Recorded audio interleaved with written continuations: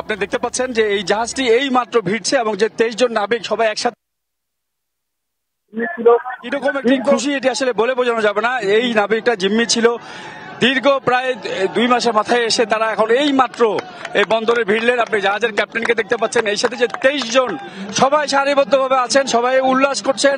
আপনি দেখতে পাচ্ছেন যে বন্দর চেয়ারম্যানের আয়োজনে আজকে একটি সম্বোধনা অনুষ্ঠান আয়োজন করা হয়েছে, যে আব্দুল্লাহ জাহাজ সেটি বহির্নগরে ছিল এবং এইখান থেকে তাদেরকে এই জাহাজটি করে জাহাজ মনি করে তাদেরকে বহির্নগর থেকে এখানে নিয়ে আসা হলো এবং এই মাত্র তারা ভিড়লেন এবং তাদের যে খুশি এবং পরিবারের খুশি, এখানে পড়াশোনার পক্ষ থেকে সবার এক আবেগ ঘন একটি পরিবেশ।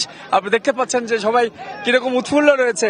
আমরা সবার মধ্যে সেই খুশিটি দেখতে পাচ্ছি। পরিবাররা অপেক্ষা করছে, অর্থাৎ ওনাদেরকে সবাইকে একসাথে সংবর্ধনার আয়োজন করা হয়েছে এবং একে একে যে 23 জন সবাই একসাথে এই লনে এসছেন এবং এই আব্দুল্লাহ জাহাজে যে 23 জন ছিলেন সবাই এদেরকে এখান থেকে আরো 23 জন গিয়ে ওই আব্দুল্লাহ জাহাজের দায়িত্বটি বুঝে নিয়েছেন বহির্নগরে।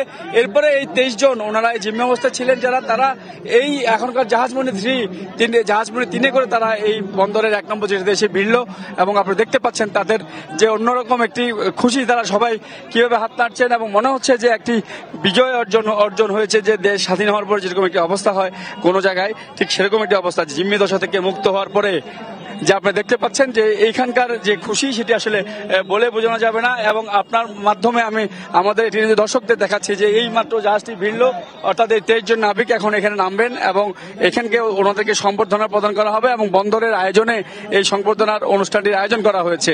আর আপনার মাধ্যমে হয়তো আমি যদি একটু এখানকার যারা আয়োজক রয়েছে, যে বন্দর চেয়ারম্যান, ওকে চট্টগ্রাম বন্দরের শ্রমিক কর্মচারী বিভিন্ন বের হয়ে গেছে, আপনি বের করতেন। ওকে, অনেক ধন্যবাদ মনির। যা বলছিলেন আমাদের সহকর্মী মনিরুল, এই যে 23 নাবিক এখন একদমই তাদের স্বজনদের সামনে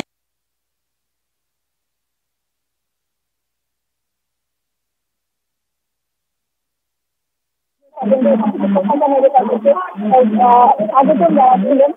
এই একটা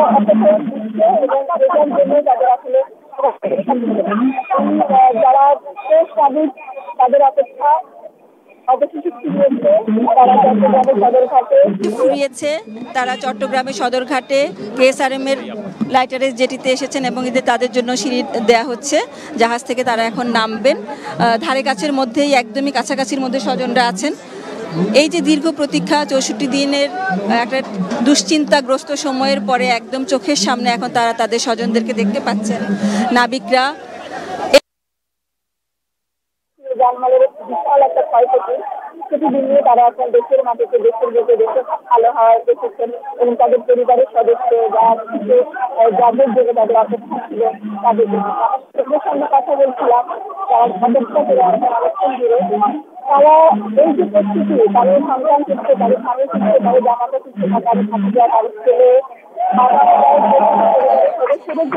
বাবা মায়ের প্রস্তুতি, পরিবারের সদস্যদের যে প্রস্তুতি, এটা অন্যরকম।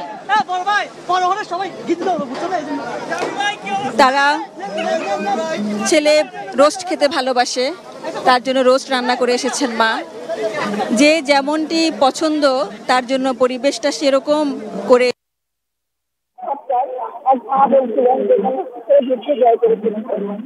এই অনুভূতিগুলো আসলে ভাষায় প্রকাশ করার মতো না। ওই সময় থেকে আশা করেছিলেন তারা যখন চিন্তার বদলে করেছিলেন, সোনালিয়ার বদলে করেছিলেন, ওই সময় থেকে তাদের পরিবারের যতটা কষ্ট হয়েছে, আজ এই সময় থেকে এসে তারা ঈদের খুশিতে আসেন বলছেন যে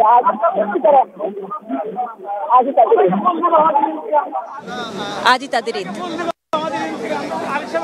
কেমন লাগছে?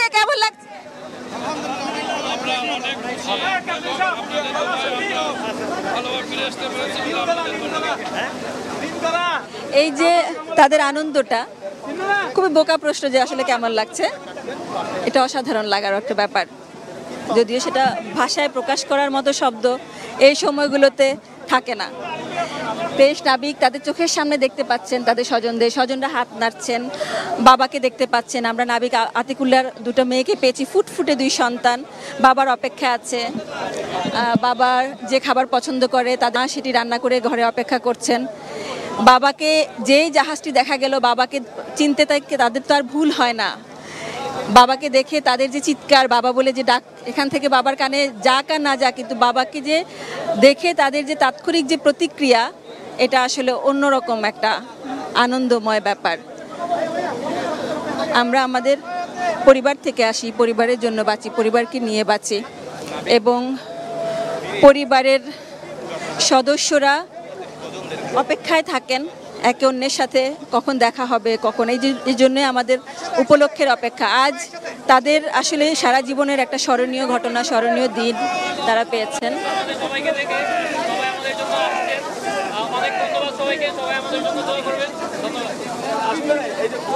ভাইয়া বলেন কেমন লাগছে বলেন। নাবিকরা কথা বলছেন।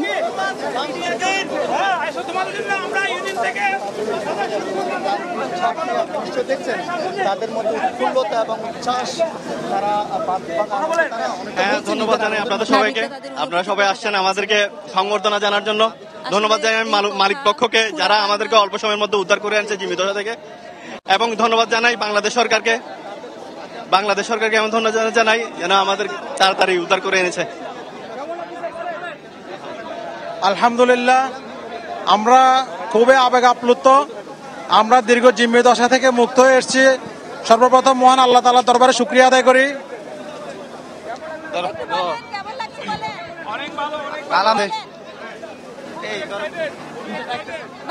আলহামদুলিল্লাহ, আমাদের সবার কাছে অনেক ভালো লাগছে। আমরা সবাই প্রতি কৃতজ্ঞ, দেশবাসী, সাংবাদিক এবং আমাদের কোম্পানির প্রতি অশেষ কৃতজ্ঞ। আল্লাহর কাছে আমরা শুকরিয়া জ্ঞাপন করি। ধন্যবাদ।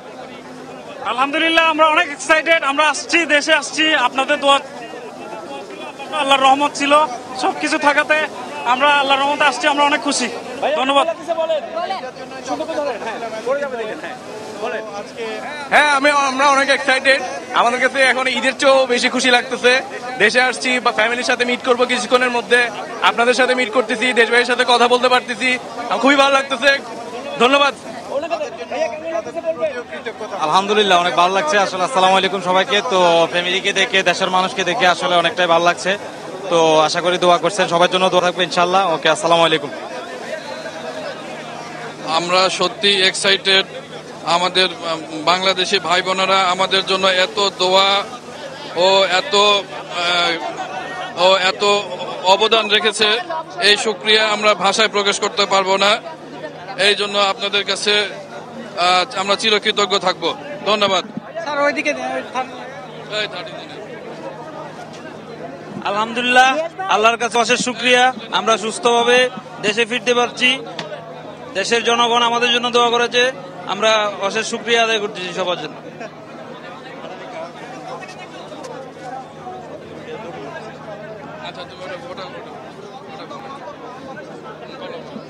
আলহামদুলিল্লাহ, আমরা সবাই সুস্থভাবে দেশে ফিরে আসতে পারছি, এজন্য আমরা সবাই খুশি। আসলে আমাদের পরিবার বর্গ অনেক দুশ্চিন্তায় ছিল, যার কারণে তারা এখন মোটামুটি সবাই খুশি, দুশ্চিন্তা মুক্ত হতে পেরেছে।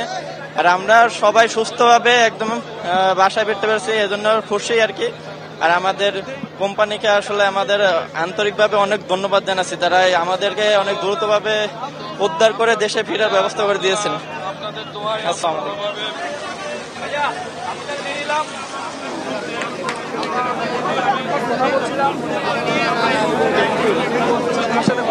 সবার যে অনুভূতি সেটি আমরা শুনছিলাম, আপনার মাধ্যমে দর্শক থেকে দেখাচ্ছিলাম, সবাই অন্যরকম অনুভূতি ব্যক্ত করছিলেন এবং পরিবার পরিজন নিয়ে একটা এমন এক মিলন মেলার সৃষ্টি হয়েছে, এটি আসলে ভাষায় প্রকাশ করা যাবে না। অনেকদিন পরে একটি মরে যাচ্ছিল সে ধরনের একটি অবস্থা থেকে তারা জীবিত ফেরত আসছে। বাংলাদেশ সরকার, পররাষ্ট্র মন্ত্রণালয়, ডিজি শিপিং এবং সর্বশেষ এখন বন্দর চেয়ারম্যানের পক্ষ থেকে সংবর্ধনা দেওয়া হচ্ছে। এখানে সিটি মেয়র যোগ দিয়েছেন। সব মিলে একটু আনন্দ ঘন পরিবেশ, অন্যরকম অনুভূতি আপনি দেখতে পাচ্ছেন। আমি পিছনে এই নাবিকদের সবাইকে একসাথে তারা বিভিন্ন গণমাধ্যমে কথা বলছেন, তাদের অনুভূতি ব্যক্ত করছেন। এটি দেখেই আমি শেষ করব। আমার যে এখানকার ওদের যে অনুভূতি আমি দেখালাম এতক্ষণ, যে প্রচুর মানুষ এখানে সমাগম হয়েছে। আপনারা দেখতে পাচ্ছেন যে এখানকার যে এমন কোনো মিডিয়া নাই যারা এখানে নাই, যে এটা একটি চাঞ্চল্যকর। সবাই এখানে আমরা এই যে অবস্থায় দেখছি, আমরা এখন আমাদের আরেক সহকর্মী সুটি আপা রয়েছেন, আমরা সাথে সুটির কাছে ফেরত যাচ্ছি।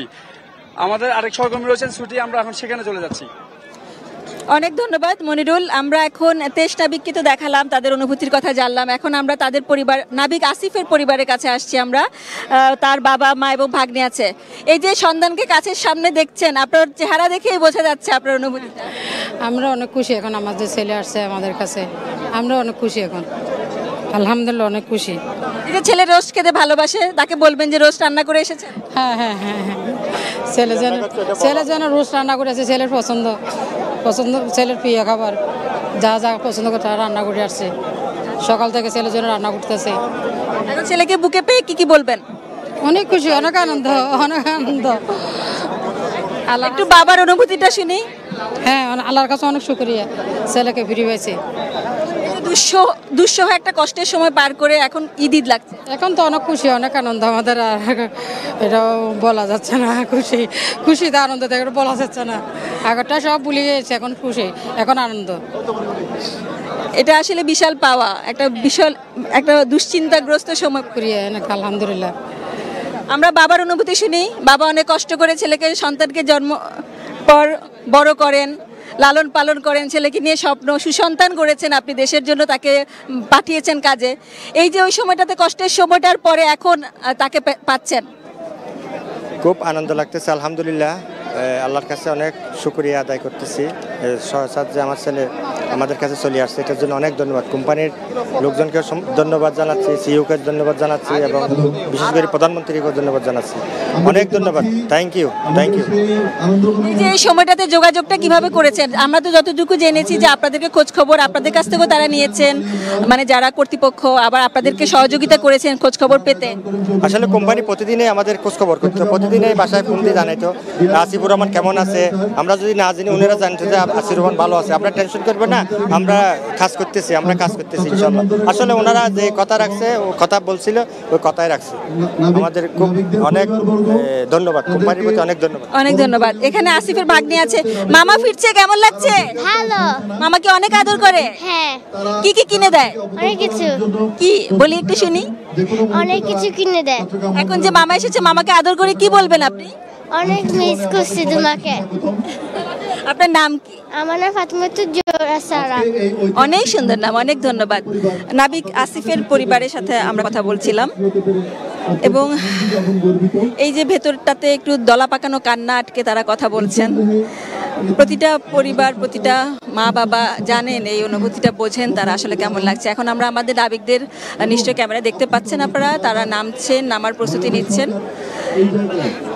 এই যে আলিঙ্গনের অপেক্ষা, এই যে অনুভূতি, এটা আসলে সীমাহীন একটা অবর্ণনীয় সুন্দর অনুভূতি।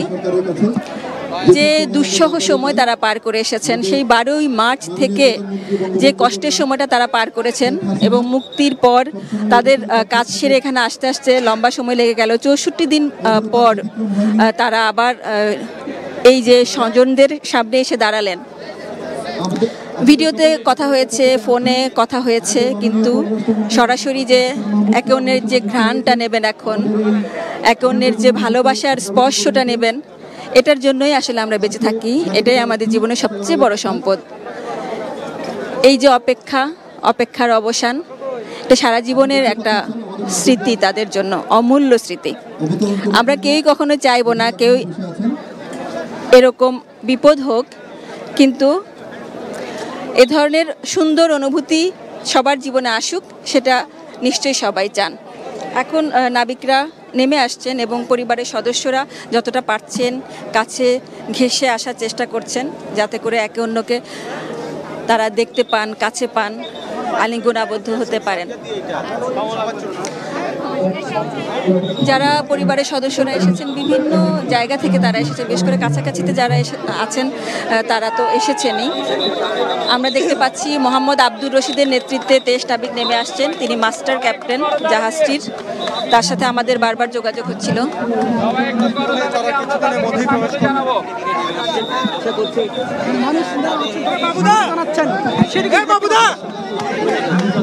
সামনে সামনে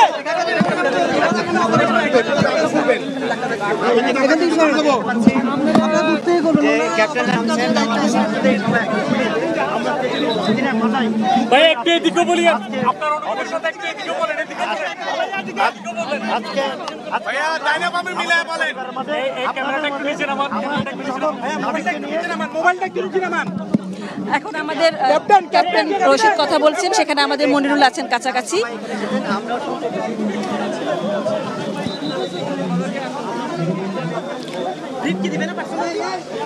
আমরা এখন আপনারা দেখতে পাচ্ছেন সবাইকে শুভেচ্ছার মাধ্যমে বন্দর কর্তৃপক্ষের যে আয়োজন সেটি চলছে, অর্থাৎ এখানকার সবাই এখন একে একে নেমে আসছেন। এখানে বন্দর চেয়ারম্যান রয়েছেন, এই সাথে যোগ দিয়েছেন সিটি মেয়র। আমরা একটু এখানকার যে পরিবেশ সেটি দেখানোর চেষ্টা করছি। আসলে প্রচুর ভিড় হচ্ছে, আমাদের একটু বেগ পেতে হচ্ছে, সবাইকে আমরা একটু দেখানোর চেষ্টা করছি। আপনি হয়তো দেখতে পাচ্ছেন যে সব সদস্যদেরকে একসাথে বরণ করা হচ্ছে, অর্থাৎ এখানকার তাকে অনুরোধ করবো একটু পরিবারের সাথে আলিঙ্গনের ছবিটা যদি আমরা আমাদের দর্শকদের দেখাতে পারি। দীর্ঘ অপেক্ষার পরের এই যে সাক্ষাৎ,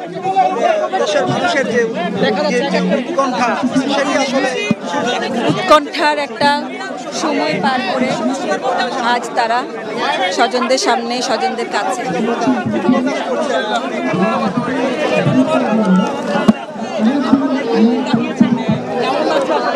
কিছু অনুভূতি মুখে প্রকাশ করার মতো নয়। এর মধ্যে নিশ্চয় আমাদের নাবিকদের সাথে কথা বলা হয়েছে, আমাদের দর্শকরা দেখেছেন নাবিকদের অনুভূতি তারা টি নিউজের সঙ্গে।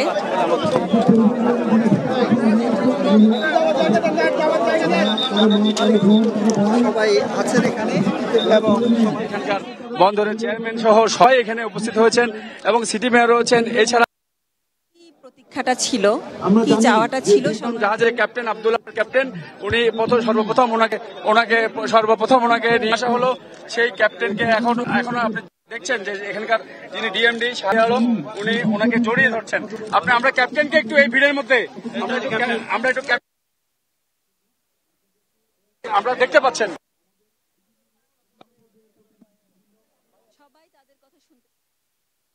কথা জানতে চাচ্ছেন, উপচে পড়া ভিড়। তাই এই কেএসআরএমের জেটিতে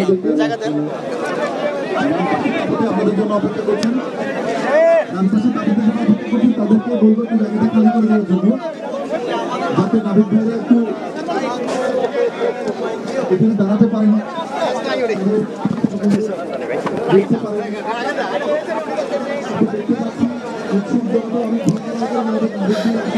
নাবিকদেরকে যার যার মতো করে পরিবারের সদস্যরা এবং জাহাজ কর্তৃপক্ষ সম্বর্ধনা দিচ্ছেন এবং আনুষ্ঠানিক সম্বর্ধনার জন্য মঞ্চ তৈরি আছে, সেখানে তারা যাবেন। তার আগে ফুলের শুভেচ্ছা জানাচ্ছেন, ফুল দিয়ে বরণ করছেন। তারা বীরের মতো করে ফিরে এসেছেন একটা কষ্টের সময় পার করে। তাদেরকে কাছে পাওয়ার এই যে আনন্দ, সেটাই সবাই নিচ্ছেন। মুক্তি পাওয়ার পরে 28 এপ্রিল তারা দুবাই থেকে এদিকে রওনা করেছেন দেশের দিকে। 13 দিন লাগলো তাদের যে মুক্তির খুশিটা। 14 এপ্রিল 13 এপ্রিলের পরে 14 এপ্রিল যখন দেশে আসে, যে তারা মুক্তিপণের পর মুক্তি পেয়েছেন, সেই সময়টিতে যে আনন্দ, সেটাও ছিল অসাধারণ।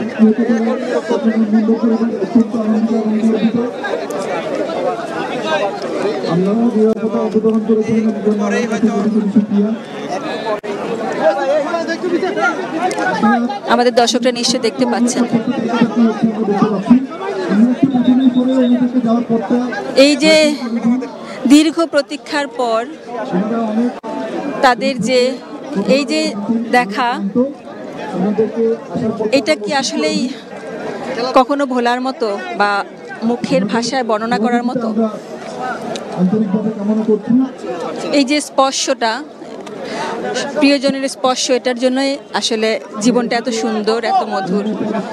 শত দুঃখ কষ্টে মায়ের একটি স্পর্শ যে কতটুকু বেশি একটা সন্তানের জন্য, বা নারী ছেড়া ধন, এরকম একটি সময় কাটিয়ে আসার পরে মায়ের সামনে যখন আসে, মায়ের আদর করার সুযোগ যখন হয়, তখন তার কেমন লাগে, এটা আসলে নতুন করে বলার মতো না। এটা প্রতিটা পারিবারিক মানুষই জানেন।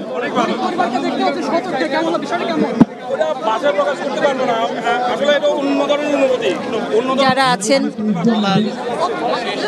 যার একটু একটু করে তারা তাদের পরিবারের সঙ্গে দেখা করতে যাচ্ছে। এই যে এক একজন এক এক জায়গায় আছেন, বাড়িটার মধ্যে যার যার মতো করে তারা পরিবারের সদস্যদেরকে খুঁজে নিচ্ছেন, একটু ছোঁয়ার চেষ্টা।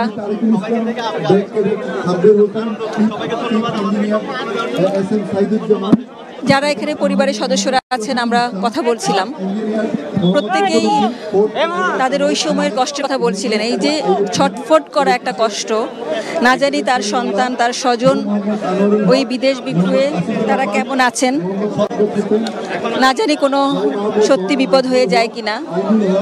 এই যে উৎকণ্ঠা, যদিও তারা বলছে যে তাদেরকে উৎকণ্ঠা মুক্ত রাখতে সবার চেষ্টা ছিল, আশ্বাস ছিল সরকারিভাবে এবং জাহাজ কর্তৃপক্ষের পক্ষ থেকে।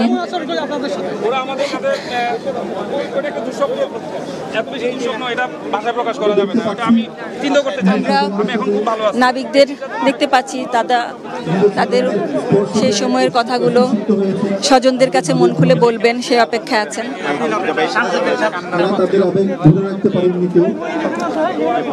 প্রত্যেক নাবিক, এই 23 নাবিকের যে দুঃসহ একটা অভিজ্ঞতা হলো সেটা তাদের মুখ থেকে আমরা আমাদের দর্শকদের শোনাতে চেষ্টা করব।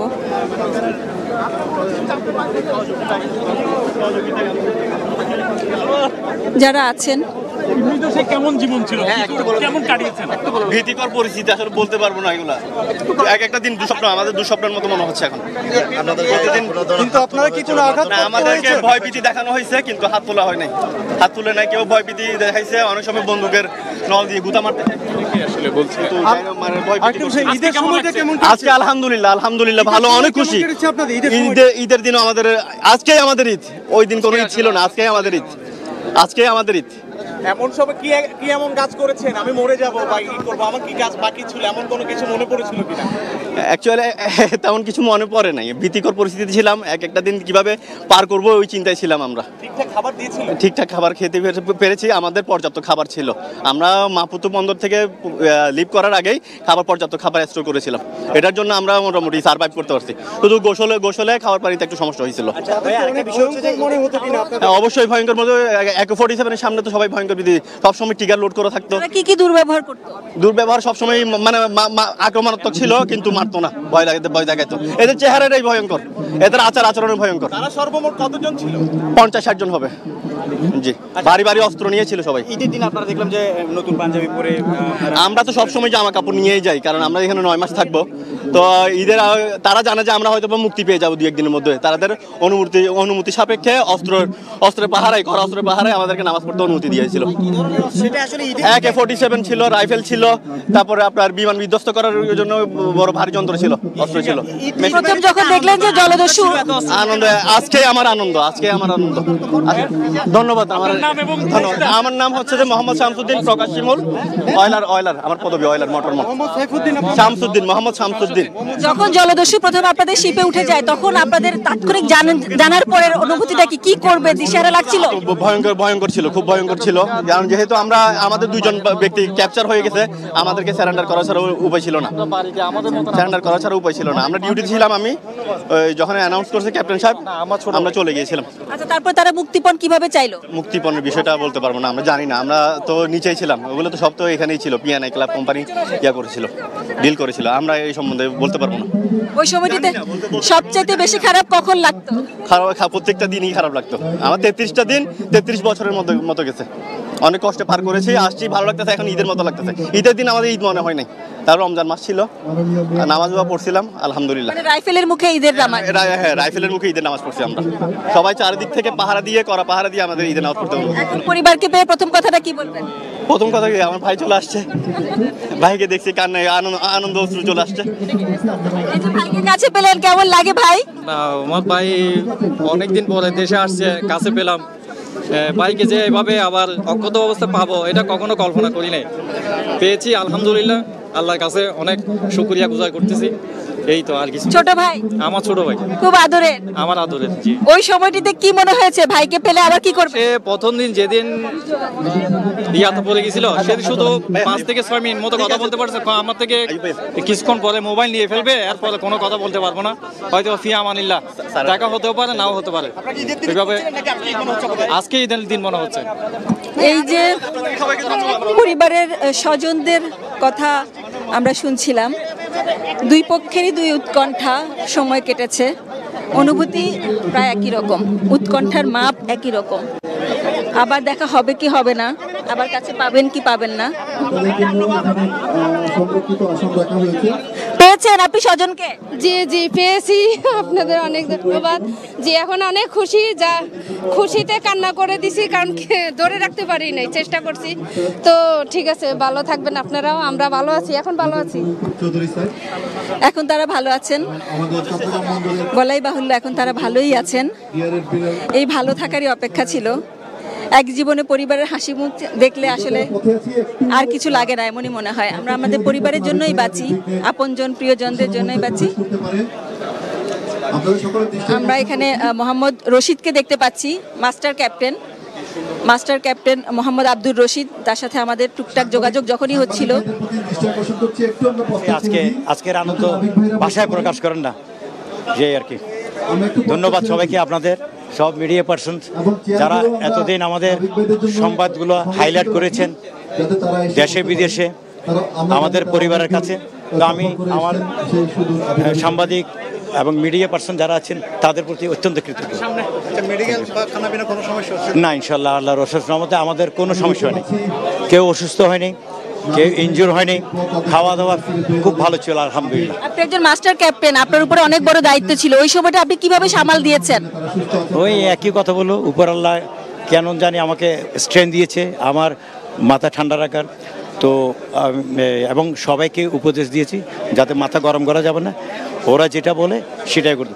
তো যাও আস্তে আস্তে করে আমি জলদস্যুদের বন্ধুত্ব করে আমি আমার ক্রুদের যা যা প্রয়োজনীয় দরকারি, এবং আপনারা জানেন রমজান মাস ছিল, তো ওখানে সেহরি ছিল, ইফতারি ছিল, তারাবি ছিল, এই সমস্ত কার্যক্রম করার জন্য আমি ওদেরকে এক প্রকার ম্যাগনেটাইজ করে আমি জি আচ্ছা আমরা এই যে মোহাম্মদ আব্দুর রশিদ আমাদের সাথে কথা বলছিলেন, তিনি জানাচ্ছিলেন ওই সময়ের অনুভূতি। তিনি যেহেতু মাস্টার ক্যাপ্টেন, তার শুধুমাত্র নিজের জীবন নিয়ে টেনশন নয়, যাতে করে তার প্রতিটা টিম মেম্বার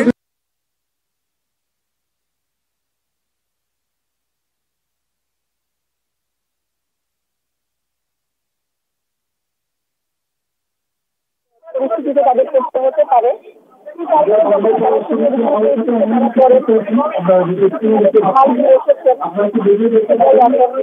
তাদের কাছ থেকে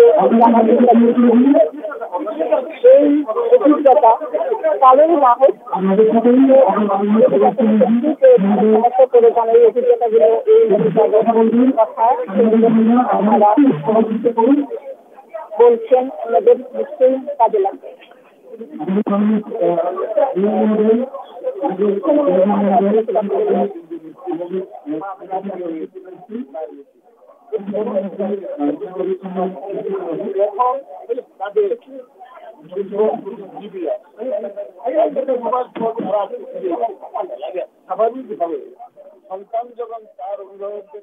কারণ আমাদের সন্তানরা আমাদের কাছে ফিরে আছে মাননীয় মন্ত্রী।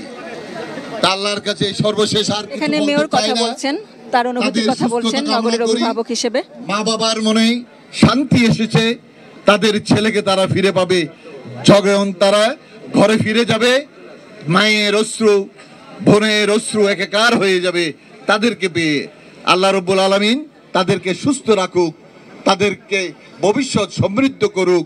এবং এই সাথে একটা কথা বলতে চাই, আমাদের সরকার দূরদর্শিতা এবং সাহসিকতা পদক্ষেপ এবং কূটনৈতিক চালের জন্য, কূটনৈতিক পদক্ষেপের জন্য আজকে আমাদের সন্তানদেরকে আমরা ফিরে পেয়েছি। তাই সরকারকে আজকে ধন্যবাদ জানাচ্ছি। আপনাকে ধন্যবাদ জানাচ্ছি পররাষ্ট্রমন্ত্রী হিসেবে, চট্টগ্রামের সন্তান হিসেবে। ধন্যবাদ সকলকে। জয় বাংলা, জয় বঙ্গবন্ধু।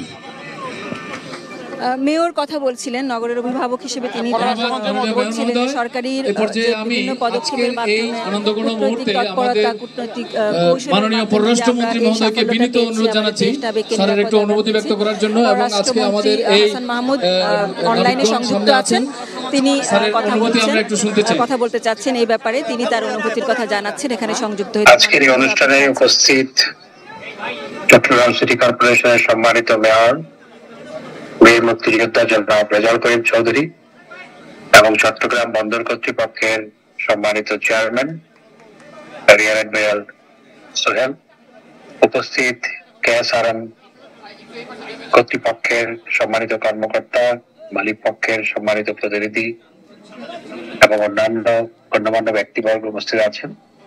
আমি প্রথমেই এমবি আব্দুল্লাহর নাবিকদেরকে অভিনন্দন জানাই, তাদের পরিবারকে আমি অভিনন্দন জানাই, শুভেচ্ছা জানাই। এবং এই জাহাজটি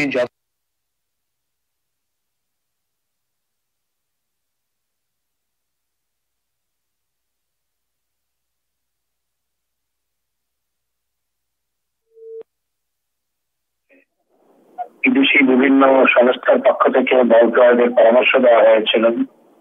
বিদেশি অনেক জাহাজ বল প্রয়োগ করার জন্য আশেপাশে অবস্থান নিয়েছিল, কিন্তু আমরা সরকারের পক্ষ থেকে আমরা সবসময়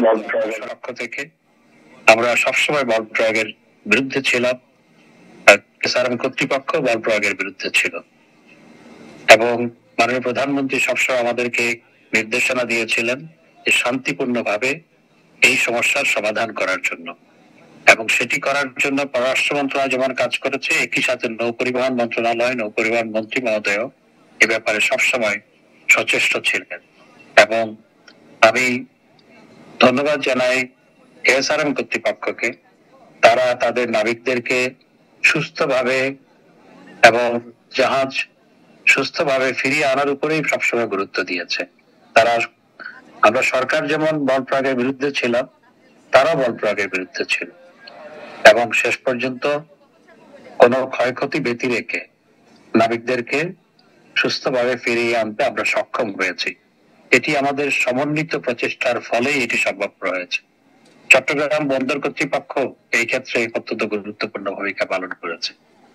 তা আমি পরিবারের সমস্ত সদস্যদেরকে তাদের অপরিসীম ধৈর্যের জন্য ধন্যবাদ জানাই। পরিবারের কোন কোন সদস্য আমার সাথে দেখাও করেছে, আমি তাদের সবসময় আশ্বস্ত করেছি এবং আমরা প্রতি মুহূর্তে খবর রাখছিলাম কি হচ্ছে না হচ্ছে, এবং কয়েক দফা বিভিন্ন সংস্থার পক্ষ থেকে অনেক সময় বল প্রয়োগের মাধ্যমে যদি আমরা আমাদের জাহাজ এবং নাবিকদের ফিরে আনতে পারি, কিন্তু বাংলাদেশ সরকার কঠোর অবস্থানে ছিল, তারা কখনোই কোনো জানের ঝুঁকিতে নিতে চান নাই, যার কারণে তারা বল প্রয়োগ না করে কৌশলে তারা মুক্ত করে এনেছেন এবং এটা আমাদের জাতিগতভাবে আমরা যে বিশাল একটা সাফল্য পেয়েছি, এটাই তিনি বলছেন।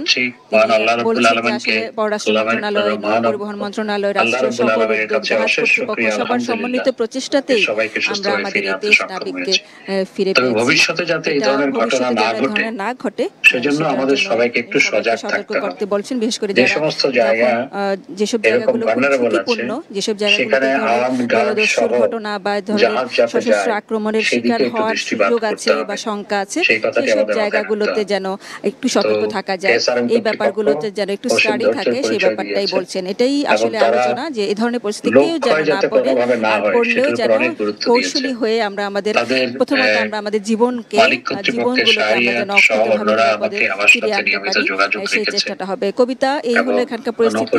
আপনি যখনই চাইবেন, আমাদের দর্শকদের চাহিদা যখনই থাকবে, আমরা এখান থেকে তথ্য দেখানোর চেষ্টা করব, সবকিছু খোঁজ খবর দেওয়ার চেষ্টা করব। ধন্যবাদ।